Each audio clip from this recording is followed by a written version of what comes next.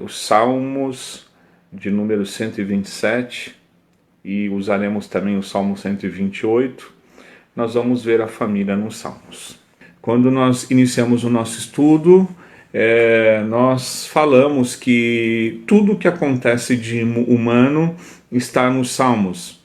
E os Salmos, ele é algo interessante, porque é toda a trajetória humana, do ser humana, e aonde há inclusão, aonde Deus se faz presente, nas alegrias, nas tristezas, nas orações, nos clamores, nas vitórias. Deus está presente na vida do povo de Deus. E o Salmo celebra isso, a companhia, a presença de Deus em todo o tempo. Quando nós olhamos o Salmo de número 127, ele é um salmo de Salomão. Salomão escreveu 2 salmos. Muito provável também que Salomão seja autor do Salmo 128, porque em ambos a temática é sobre família, e um vem na sequência do outro trazendo o mesmo assunto: Deus na família. E é interessante a gente notar que, em tom de sabedoria, ele vai abordar assuntos referentes à família sobre alguns ângulos e sobre algumas fases diferentes. Interessante que ele quer trazer uma instrução aqui à família sobre ângulos diferentes, sobre fases familiares diferentes, e como ele organiza o seu raciocínio, o seu ensino, de uma forma onde a gente consegue introduzir e trazer esses ensinamentos para dentro da nossa realidade familiar. É importante a gente lembrar que de uns anos para cá, a família ela é alvo de bastante descaso. A família ela é relegada nessa sociedade moderna que a gente vive à obsolescência. O que é isso? Algo ultrapassado. Há inúmeras desconstruções de princípios, de valores familiares que outrora eram prezados, eram valorizados. E a gente percebe muito nessa sociedade mais moderna, esses tempos mais atuais, uma certa desvalorização de alguns princípios importantes da família, mas não somente isso, a gente percebe a desconstrução de princípios e valores que havia entre as famílias, né? Então a gente percebe que, por exemplo, é muito importante nós falarmos sobre isso, nós abordarmos, então, que nós possamos nessa manhã extrair aqui algumas lições destes salmos, que ele utiliza como base de estudo, aonde ele traz ensinamento desde a fase inicial, né? Porque toda família inicia-se com um romance, com um casamento, com um casal. Toda família, ela inicia-se com um casal, há um romance, há um relacionamento, e a família inicia então com um casamento, só que nós com um relacionamento.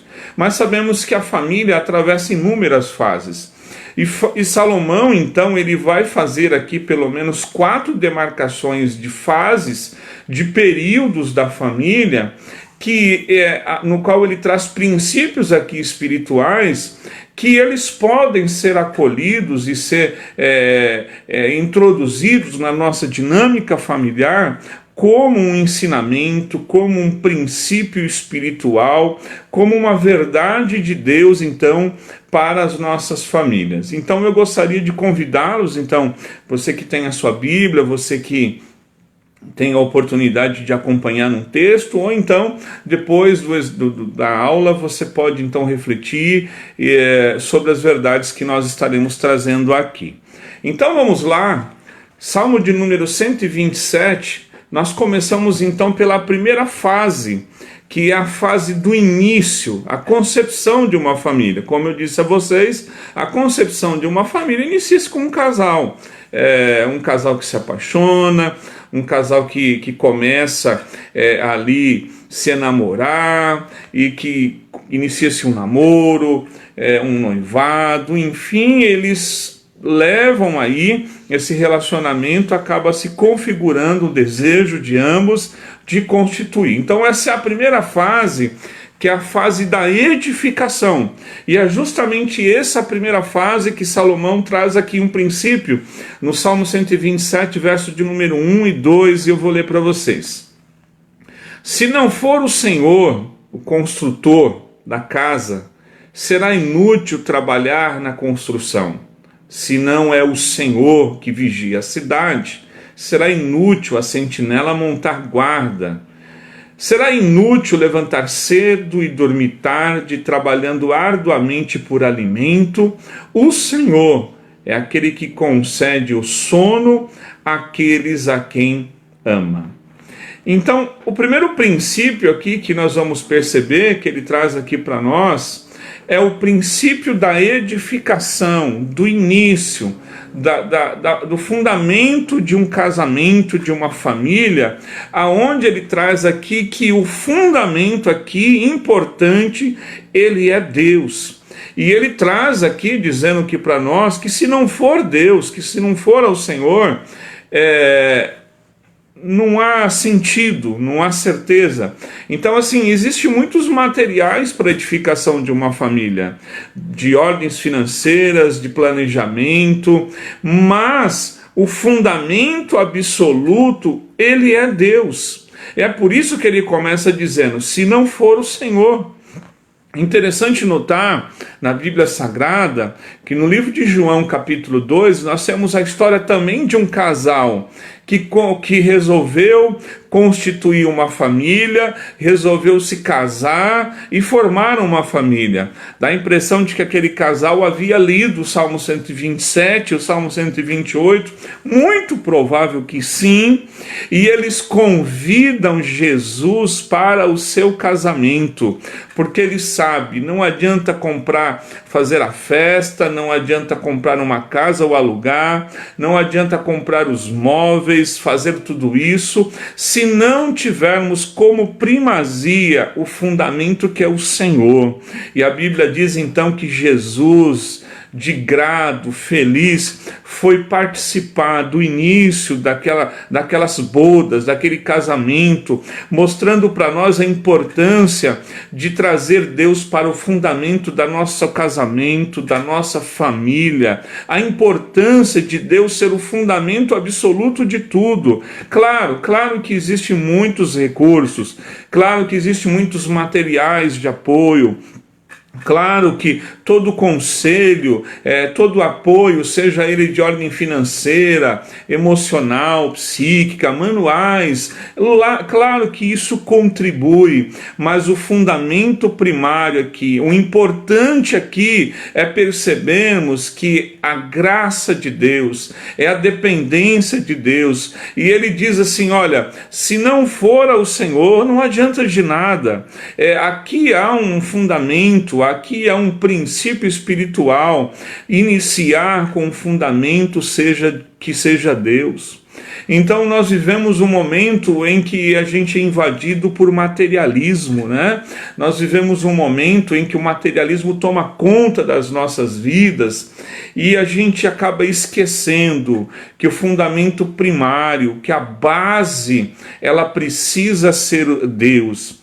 E lógico que isso aqui não é pretexto para ociosidade, ele não está convidando ninguém a descompromisso, ele não está aqui apelando para que vivamos uma vida de ócio, ele não está aqui dizendo que nós não precisamos fazer nada, mas ele está dizendo que todo início ele tem que ter base, o fundamento que é Deus, inicia-se com as mãos de Deus, que de forma graciosa traz e abençoa, somada na sequência com as 4 mãos do casal.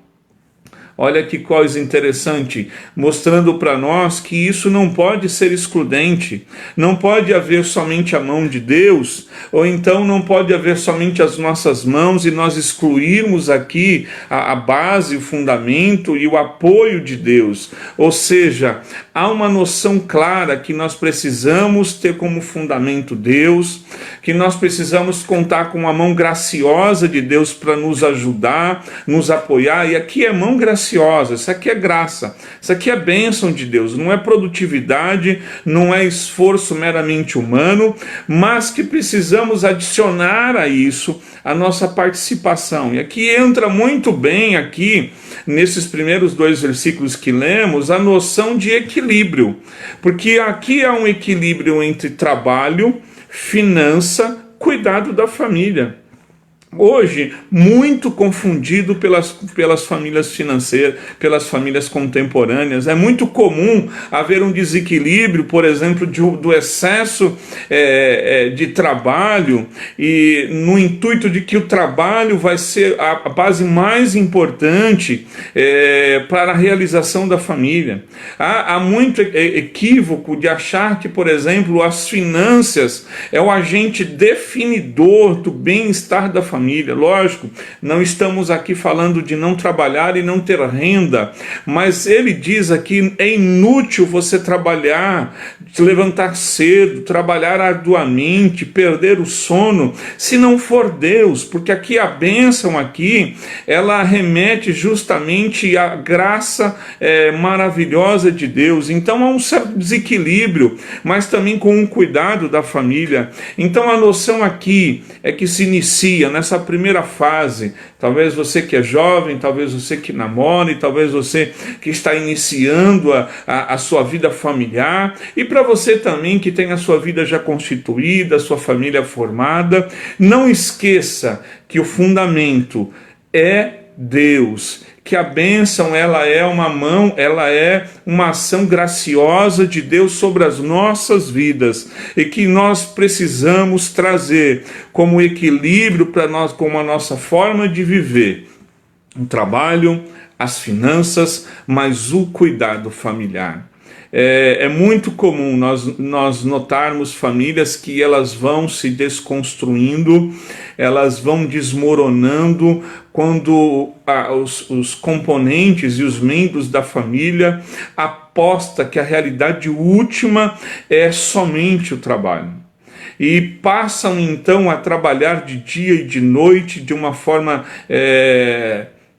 inconsequente, trazendo enfermidades físicas, mas o descuido da família como um todo.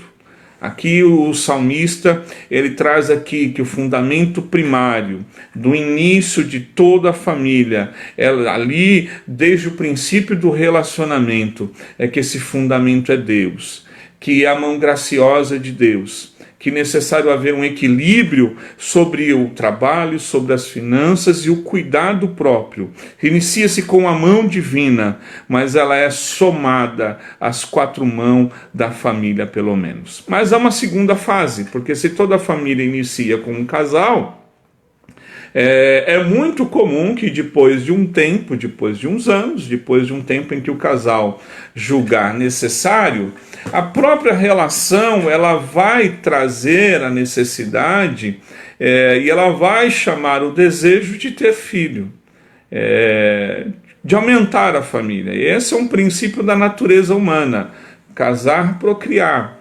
E ele traz aqui para nós um ensinamento muito importante sobre essa segunda fase, quando ele diz aqui no Salmo 127, o verso de número 3, quando ele diz assim: os filhos são herança do Senhor, uma recompensa que ele dá.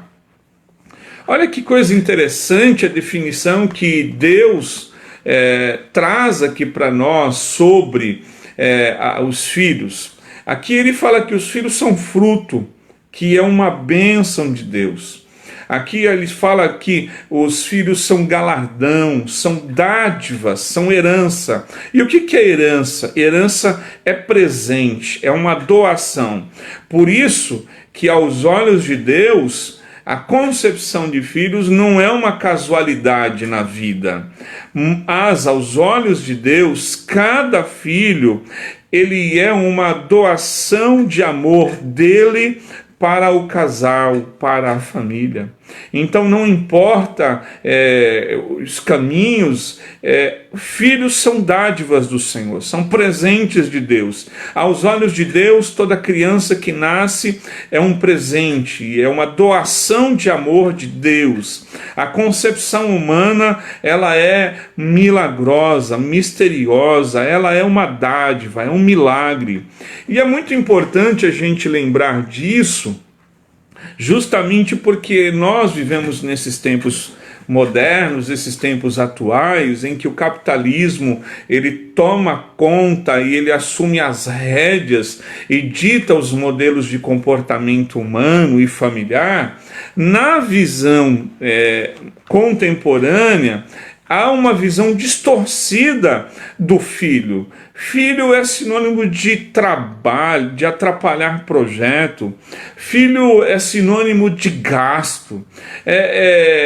Filho é sinônimo de prejuízo. Há muitos lugares que os filhos eles já não são bem-vindos porque eles atrapalham o projeto financeiro, eles atrapalham projetos pessoais, e com base nessa distorção secular, muito contemporânea dos nossos dias, os filhos acabam ocupando este lugar. E mesmo aqueles que acabam nascendo, eles estabelece uma relação distorcida de quem são os filhos. Mas aqui é um conselho aqui de Salomão para nós: os filhos são herança, os filhos eles são dádivas de Deus, os filhos eles são um presente de Deus, uma manifestação de amor. Por isso que é importante trazer esse princípio muito para casais que são ainda jovens, porque a gente sabe que há uma liberdade aqui. Há casais que optam em não ter filhos e não há nenhum problema. Há casais que optam em deixar o projeto de ter filho para mais tarde, não tem nenhum problema. E não há nenhum problema disso, não há nenhuma questão aqui errada. Mas a questão importante que ele quer trazer para nós é que filhos eles são dádivas. Eles não é sinônimos apenas de atrapalhar projeto. Há uma visão distorcida quanto à concepção de família aqui e aumentar a família, principalmente na sociedade em que a gente vive.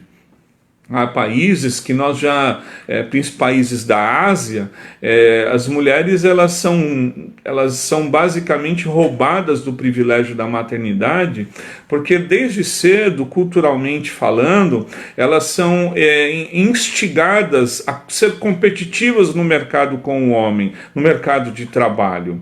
E aí elas abrem mão, porque o fato delas terem filhos vai atrapalhar todo o projeto. E há uma somatória de mulheres muito grande, de mulheres depressivas, deprimidas, porque passa a fase e ela não vivenciou. Aqui não estou aqui fazendo um apelo a você não desenvolver-se profissionalmente, em você ter a sua carreira profissional, mas aqui há um conselho bíblico de trazer aqui o filho para dentro daquilo que ele representa aos olhos de Deus. E filhos são dádivas. E ele diz aqui também que os filhos são flechas, são como flechas na mão do valente. E aqui há um princípio espiritual, porque filhos eles servem, ou a figura da linguagem da flecha é que ela serve, ela precisa ser afiada, mas ela precisa ser lançada para a vida. Ou seja, filhos eles não são criados para ficar em casa. Os filhos eles são dádivas de Deus para que nós os afiemos, para que nós projetemos ele para a vida.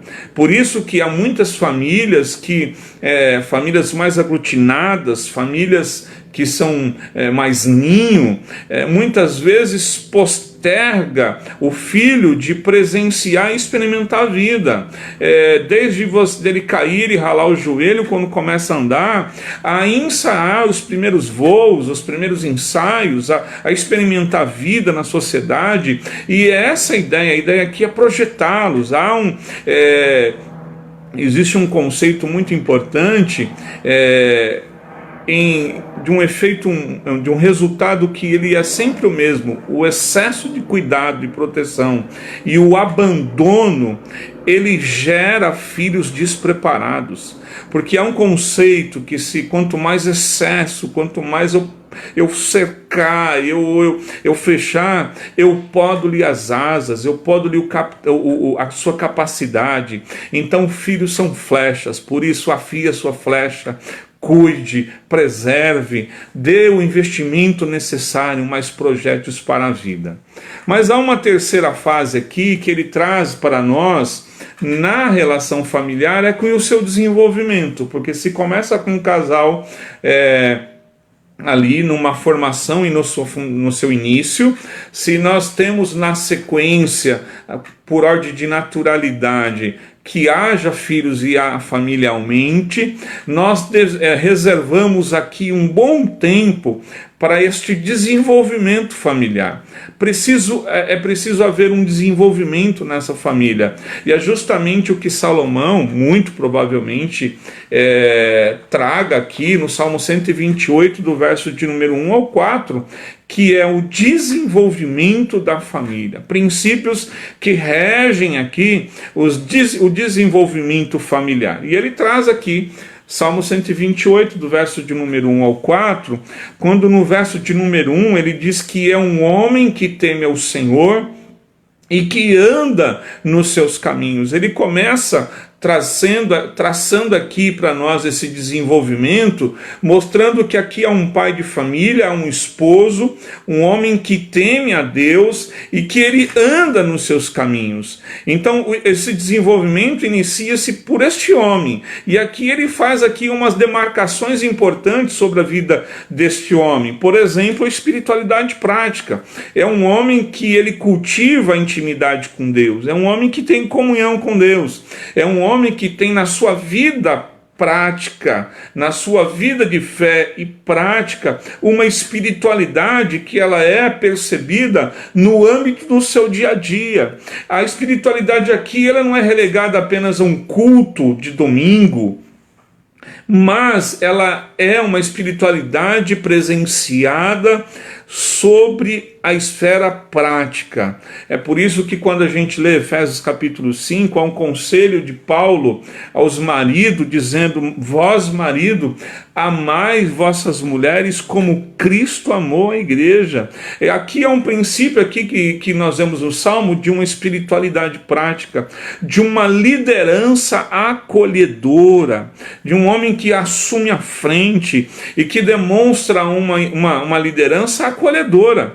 Não uma liderança ameaçadora, não uma liderança autoritária, mas uma liderança que acolhe, que toma frente, que se torna protagonista. Há aqui um princípio aqui de provedor, porque nós sabemos que a nossa sociedade mudou bastante e que hoje os homens e as mulheres, elas trabalham e não tem nenhum problema nisso. Isso é muito importante quando o casal trabalha.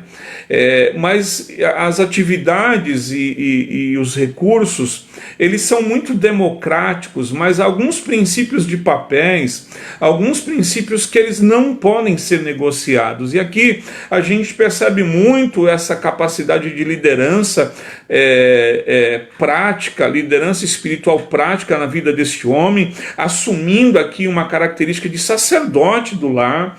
Nós percebemos aqui uma liderança acolhedora, porque aquela que inclui, que ajunta, não é autoritária, não é uma liderança autoritária, mas ela é uma liderança que acolhe. E há aqui uma característica muito forte nesse homem, que é o papel de provedor, que isso é um dos princípios importantes na vida do homem, ele ser o provedor familiar.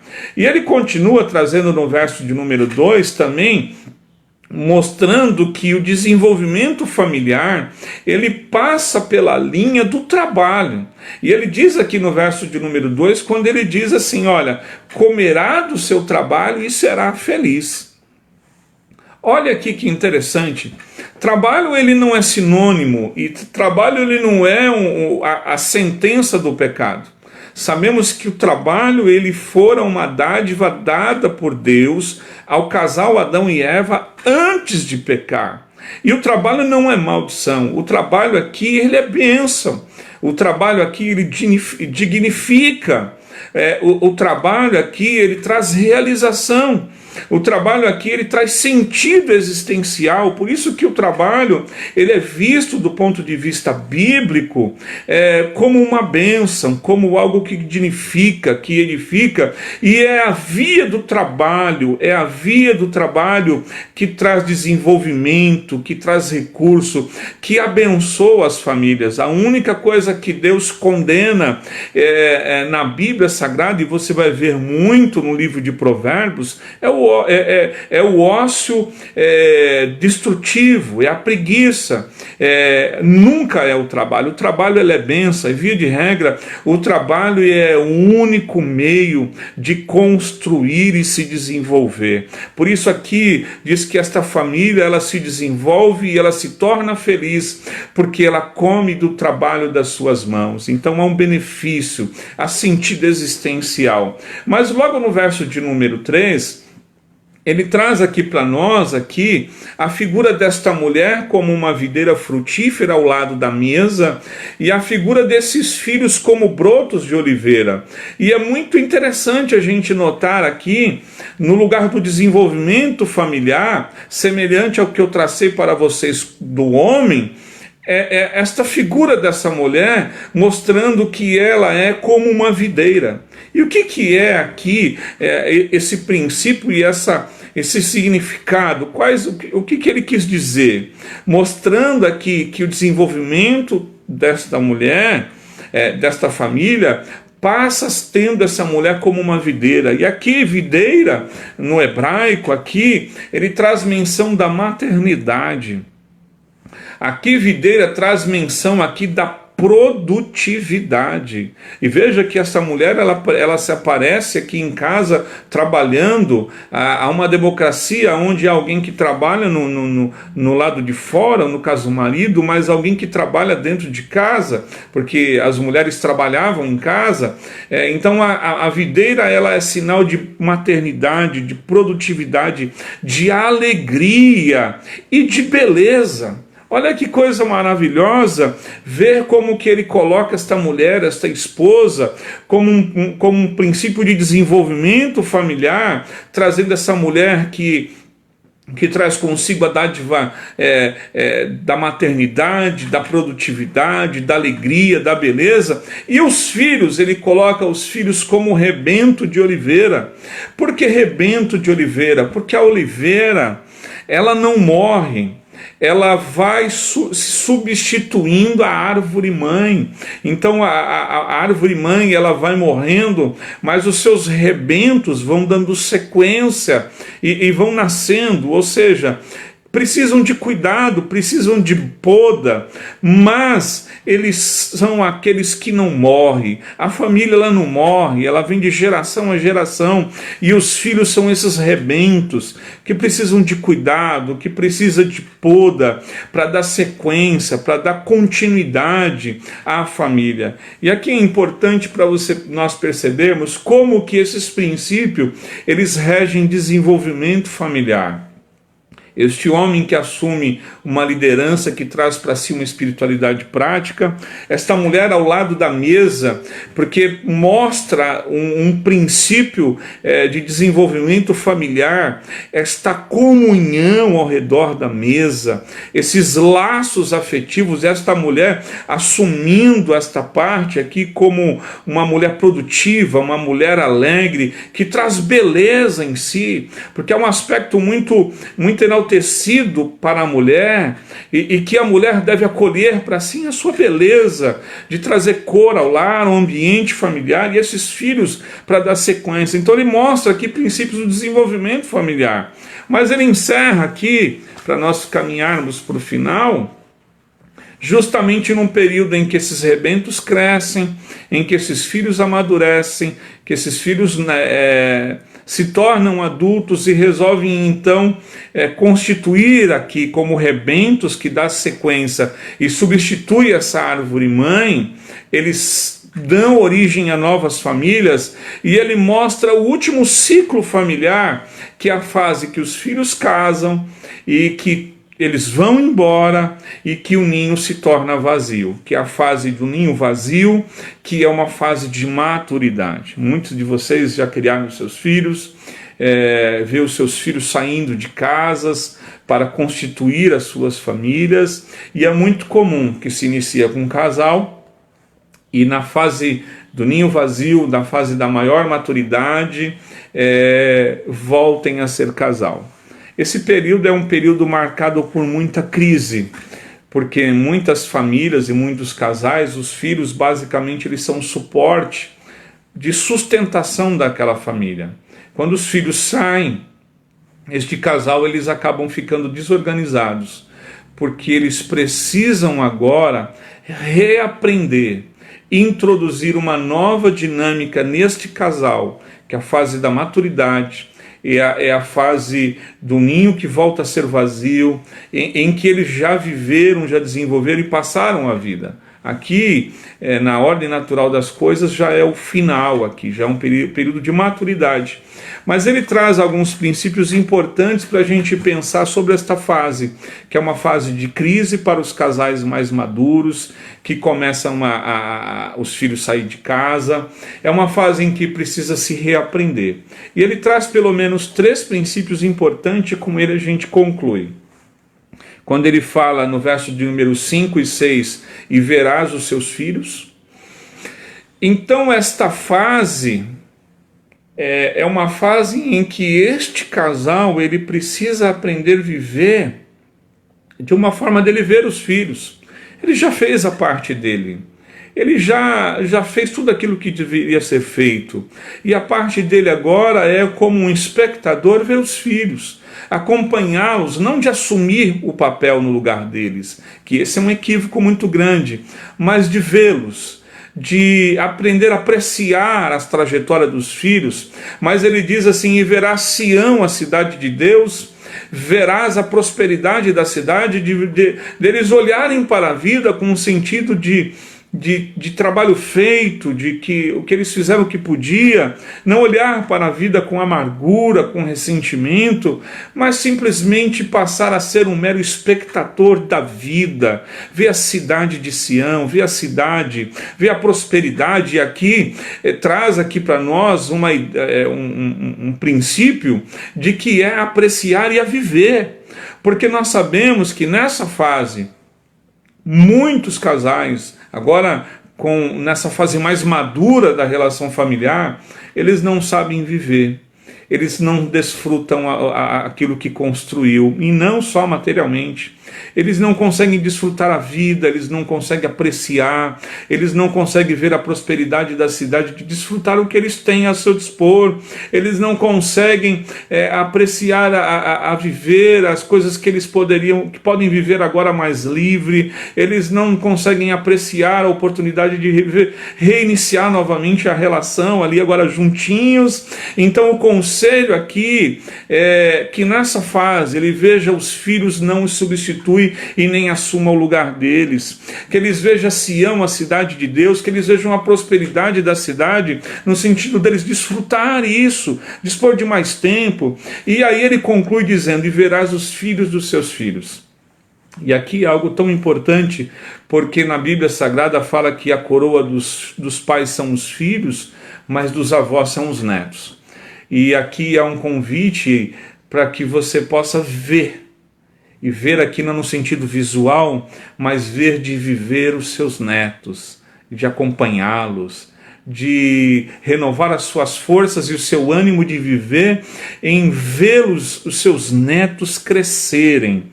Esse é o princípio de Deus na família, através do Salmo. Deus abençoe a todos, que a tua família seja uma bênção, que ela possa ter como fundamento Deus, que ela possa ter aqui a ver filhos como uma dádiva, que esse desenvolvimento familiar possa ser uma realidade. E para você que já está naquela fase mais madura, do ninho vazio, da maturidade, que você possa viver. Deus abençoe a todos vocês.